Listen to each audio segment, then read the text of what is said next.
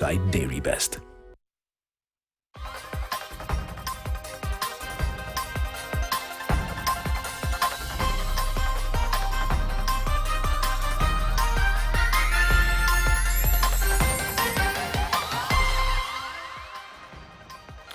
Welcome back.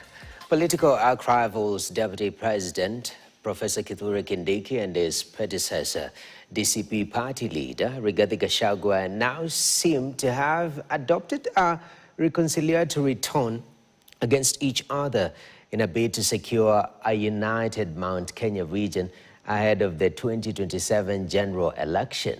While Kindiki has warned his political allies from Mount Kenya region to desist from directly attacking Gachagua, Gachagua has in turn offered an olive branch to Kindiki, saying that he is always welcomed back home when he is frustrated by President William Ruto and his allies. And as our senior political affairs reporter Chris Tairu reports, the push for a split of Mount Kenya region into west and east appears to be opposed by both Kindiki and Gachagua. Before the just concluded Ol-Kalou by-elections last week, Deputy President Professor Kithure Kindiki and his predecessor Rigathi Gachagua could not see eye to eye, as each went for the other's jugular whenever they found an opportunity to address crowds in the Mount Kenya region. Soprano ni bure si bure. Munataka soprano hapa kwenu? Wewe nitapita na wewe. Wewe nitapita na wewe. Wewe nitapita na wewe. Mimi, my friend, naitwa fire.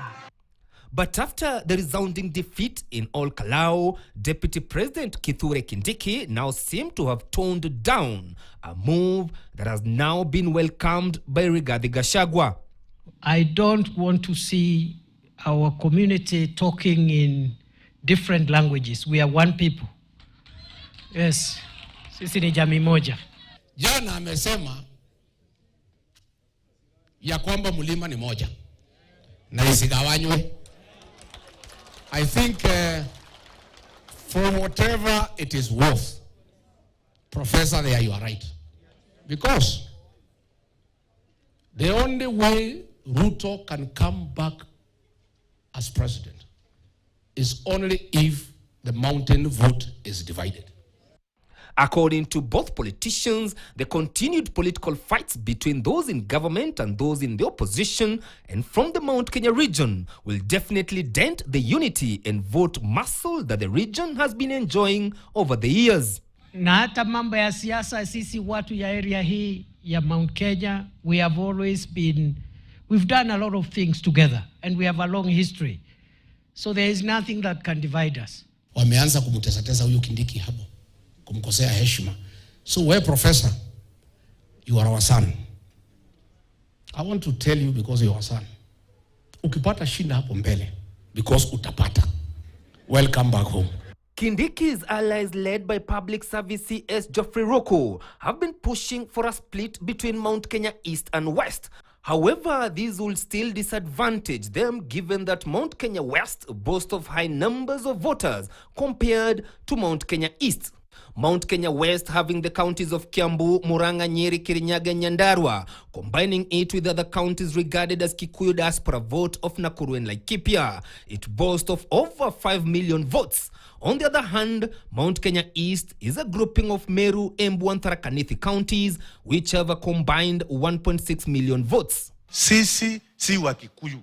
Sisi ni wa Meru, sisi ni wa Embu, sisi ni wa Tharaka. Sisi tunamwambia rais, hata kama umetudharau kiasi gani, usitutumie minority wa kura 44,000 kutoka mbele kuya kuambia watu wa Meru wa kura 1,000,000 ni wapi wataenda. Bana leta usumbufu, bana piga kelele sana, bana tenganisha wananchi. Makobora yote yetu ielekeshwe William Ruto na nani? Na Murkomen. Hii Kindiki for now tuachane na yeye.